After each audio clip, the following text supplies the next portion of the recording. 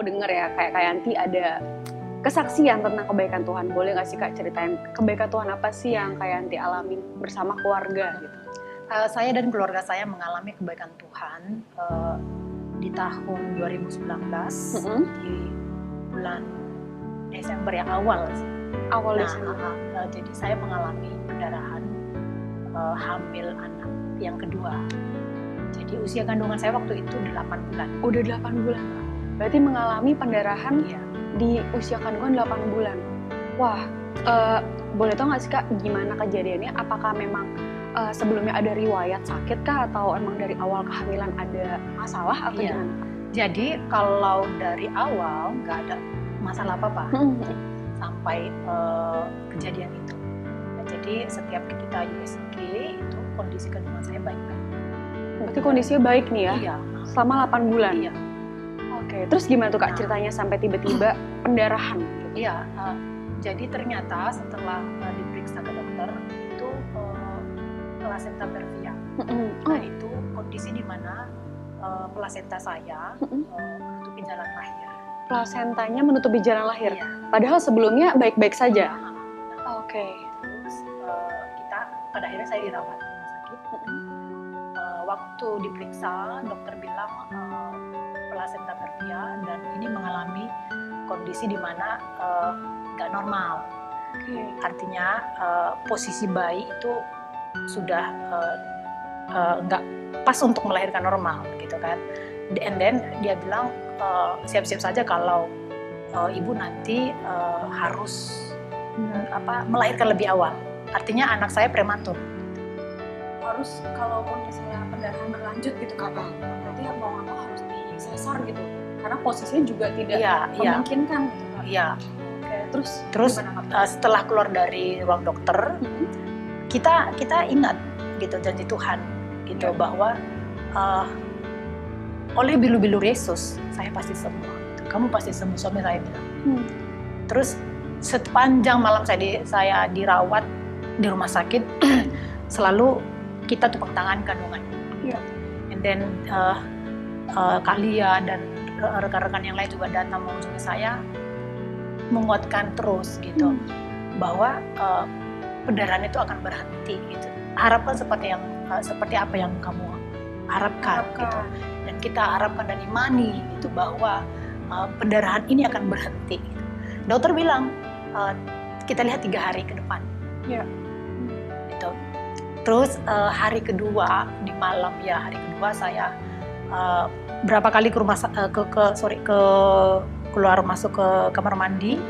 Nah waktu saya masih melihat pendarahan itu. Tapi waktu saya melihat saya bilang Tuhan pendarahan ini akan berhenti. Besok saya tidak akan mengalami pendarahan lagi. Terus dan ternyata waktu saya tidur suami saya mendoakan saya juga untuk tangani saya. Tuhan pendarahan Yanti berhenti, plasentanya akan normal, posisi bayi juga akan normal. Sebelum subuh dia sudah mengalami kesembuhan. Oke, berarti doa bareng Iya, kita sepakat gitu meminta seperti itu. Terus waktu saya bangun di subuh, saya ke kamar mandi. Dan itu nggak ada lagi loh pendarahan saya itu. Gitu. Pendarahannya berhenti. Sama sekali nggak ada lagi. Padahal dokter bilang kita masih lihat sampai 3 hari ke depan gitu. Dan itu hari kedua. Terus pagi-pagian saya dokter itu datang dan saya kasih tahu kondisi saya. Terus dia bilang, dokter udah berhenti loh pendarahan saya bilang. Kok bisa? Oh ya? Dokternya bingung. Dokternya kaget ya? Kaget gitu. Terus dia meyakinkan akhirnya oke, kita USG yuk gitu. Kita USG melihat kondisi kandungannya. Dokternya juga kaget gitu karena apa? Ini plasentanya udah bergeser, posisi bayimu kepalanya udah di bawah. Berarti udah nggak menutupi jalan. Nggak menutupi jalan, ini plasenta gitu. Wow. Jadi ini bayi menggeser. Dia bilang kalau dari segi analisa dia secara ini medikalnya bayi ini menggeser posisi plasentanya. Cepat sekali gitu. Ya udah terus jadi kita malah itu dia bilang 3 hari ke depan. Kita mintanya memang lebih awal sembuh gitu. dan puji Tuhan gitu. Langsung Jadi, ya Kak ya? Ya, Tuhan tuh luar biasa gitu dan terjadi seperti yang kita imani. Berarti ini aku sedikit rangkum ya Kak. Sebenarnya proses pendarahan itu hanya terjadi satu malam dong ya, karena subuhnya sudah berhenti total. Sudah berhenti. Wow, dan ini memang besoknya ya bersama dan itu didoakan juga dan nggak fokus sama apa yang kelihatan. Iya, gitu, saya nggak fokus dengan apa yang saya lihat. Waktu saya imanin, masih ada. Tapi saya ingat terus janji Tuhan bahwa oleh bilu-bilu Yesus pasti kamu sembuh. Oke. Dan akhirnya Kak ceritanya setelah pendarahan berhenti, berarti udah langsung bisa pulang ke rumah atau gimana Kak? Iya. Oh pulang. Bisa langsung pulang. Dan kondisi kandungan saat itu gimana Kak? Sehat, puji Tuhan. Sehat, jadi nggak masalah. Nggak ada masalah. Lahirnya tepat waktu atau gimana Kak? Dan lahirnya ini seperti yang kita minta, kita harapkan 9 bulan, dia tidak akan prematur karena dokter bilang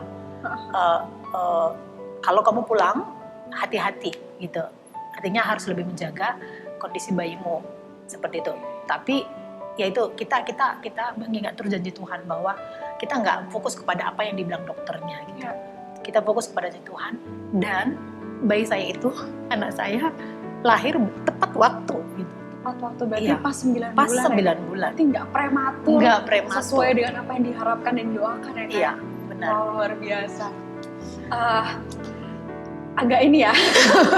Oke, Kak, tapi bisa ceritain nggak sih Kak, waktu pas 8 bulan kehamilan itu kan baik-baik aja Kak ya. Sampai tiba-tiba pendarahan, bahkan statement dokter juga langsung mengatakan hal yang buruk gitu kan ya, kayak ini harus disesar gitu ya, karena kan normalnya posisinya juga bisa normal sesuai gitu kan ya. Dan apa sih Kak yang waktu itu timbul gitu di pikiran Kakak sama suami? Iya, waktu saya mendengar itu, kita mendengar sama mendengar ya, kita saling melihat gitu dan iya, dan dia bilang ingat janji Tuhan gitu. Jadi kita sama-sama mengingat gitu, sama-sama mengingatkan satu dengan yang lain, reminder satu dengan yang lain bahwa jangan fokus kepada masalahnya, tapi fokus kepada janji Tuhan gitu. Respon saya karena sebagai wanita yang lagi hamil mengandung seperti itu, respon saya ya agak sedikit inilah gitu ya. Kok begini ya Tuhan gitu.